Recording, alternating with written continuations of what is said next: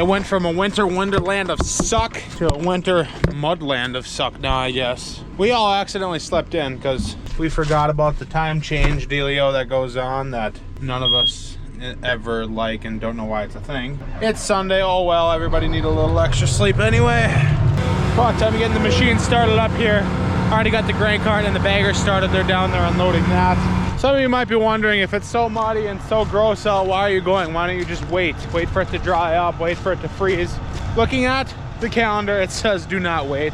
Looking at the 7-day forecast, it says, hey, it's probably gonna get worse. And with how much crop we still have out there, we gotta do everything we can. Yes, our conditions suck, but you gotta get while the getting's good, and you gotta decide whether if this getting now is the good getting, or is it gonna get worse later. That's how we always think about it when we're harvesting. Like, yeah, it sucks now, but is it gonna get any better, or is it gonna get worse? And you're gonna wish you were going right now.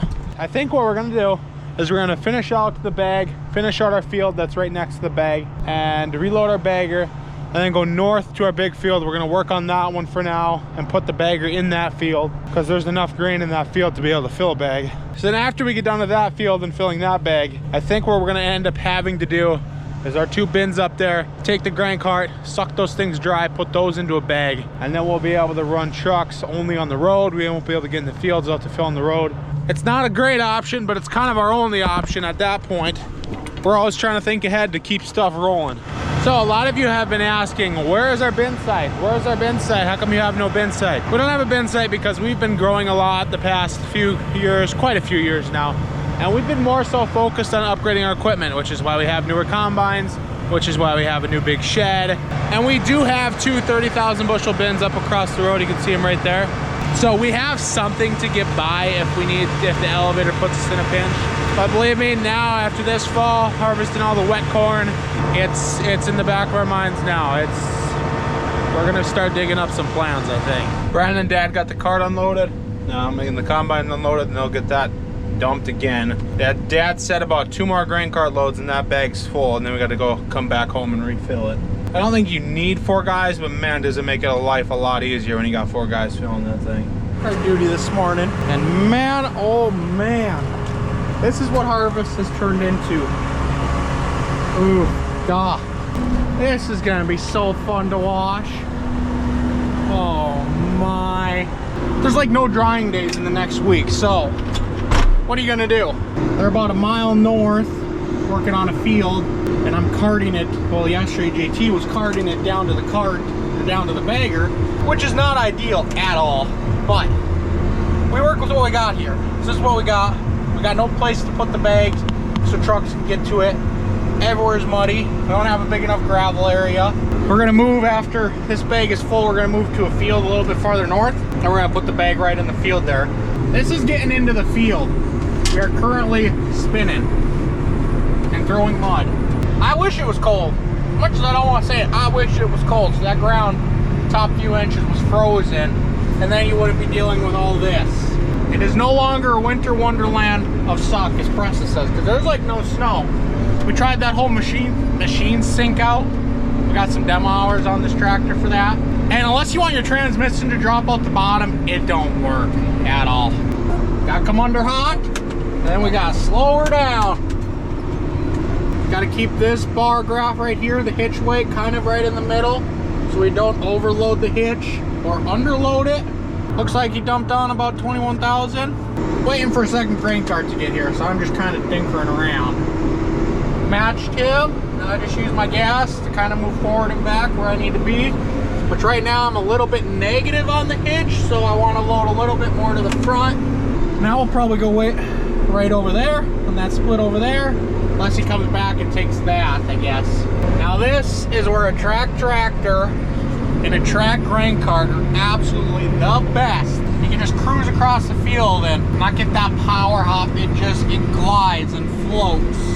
I think a Case Quad Track is the perfect grain cart tractor as of now, until they figure out their transmission. Love the tractor.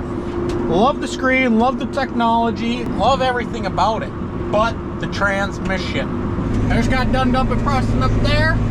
Making a new split. It's not wide enough for me to turn around. Well, maybe it is. And just like that, we got ourselves a load. So now we head down about a mile to the grain bagger. Guys, we got ourselves a rookie in the grain cart. Brandon's in there. Typically, he's never, ever, ever. I don't think he's ever set foot in the grain cart dang near. Yep, making rookie mistakes. He's too close. Shot over. I'm not sure how he got demoted to grain cart, but I don't know. I'll take it. I'll sit in here. Okay, we're empty. I'm unloading just before I get to the end here because I need to make a new split, and I'm hoping, I think I will, make it back to that end without having to unload. The reason why we make a split, as 90% of you probably know, is that way the auger, we can go from one side to the other, so our auger is always facing out. Thankfully, but also sadly, we made it through the split. Thankfully, because I didn't have to make a cutout and try to unload. Sadly, because the yields weren't that much better. Well, Brandon's full. He's heading to the bagger. It's going to take a while for him to get back. So I know on the back of this field here, there's like a little acre island dealio. So me and Cameron are going to go fart around on that because that takes extra time. And then when he's here, we'll keep striking out these big rows to get him filled up quick and back on the road. We got a traffic jam in the field. Good Cameron being all gentle on the end rows. Just trying to get it all to feed in real nicely. And that is a sharp curve. I hate this. Like, you can't, if I try going around, then I just knock them all over. So you kind of do one of these, or you go across the rows for a little bit. When I go across rows like that, I'm getting all the cobs. Like, it does do a good job, especially in taller corn. So going around this slough here, this curve, I knocked over the outside like 4 rows. You can see they're just laying over. I'm gonna see if I can't salvage some of them by just coming along the other way and picking them up. There, we got what we can. It sucks to just knock that stuff over and not combine it, because we're here to grow a crop and get it in the bin, not leave it in the field. Oh, well, either I or oh, okay. Cameron's got a guest row over there and here. We're gonna say it was Cameron's fault. 2 rows of shame. So as a lot of you know and seen in previous videos, we live in rock country here.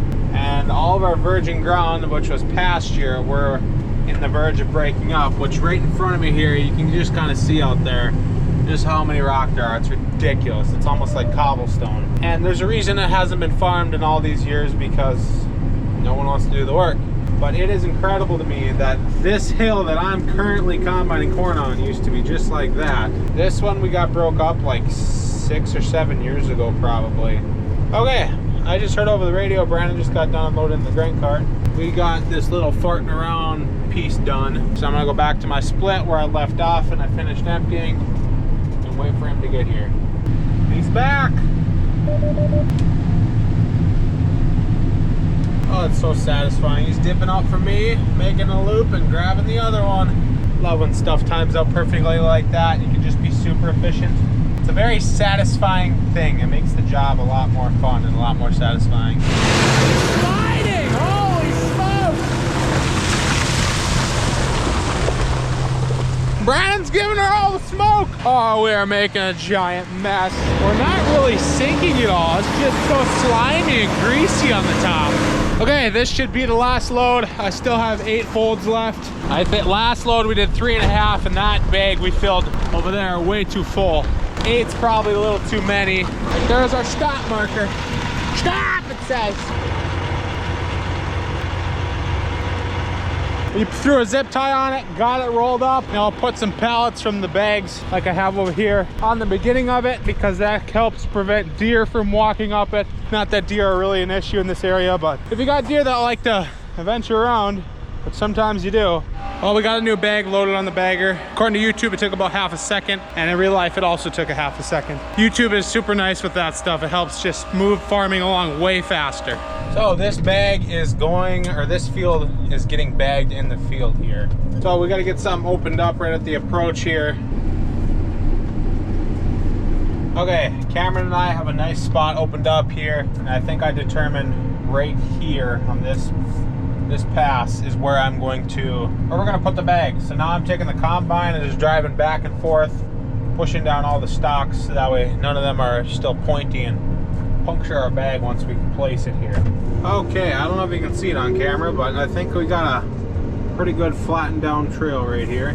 Well, we got a grain cart and the bagger's right back over there, starting to get lined up and set up. This grain cart's nice, but you got to be careful where you portion the weight. Like, you don't want to put too much in the back, you don't want to put too much on the front. When you're completely loaded, if it's level across the top, there'll be no more than 3,000 to 5,000 pounds on the hitch up there. Mother Nature's shutting us down again. More rain. I think we're gonna call it a day. It's raining and it's not gonna stop anytime soon. So we're getting the grain cart unloaded. Still raining, making everything an absolute mud mess. We're done for now. Thanks for watching, guys.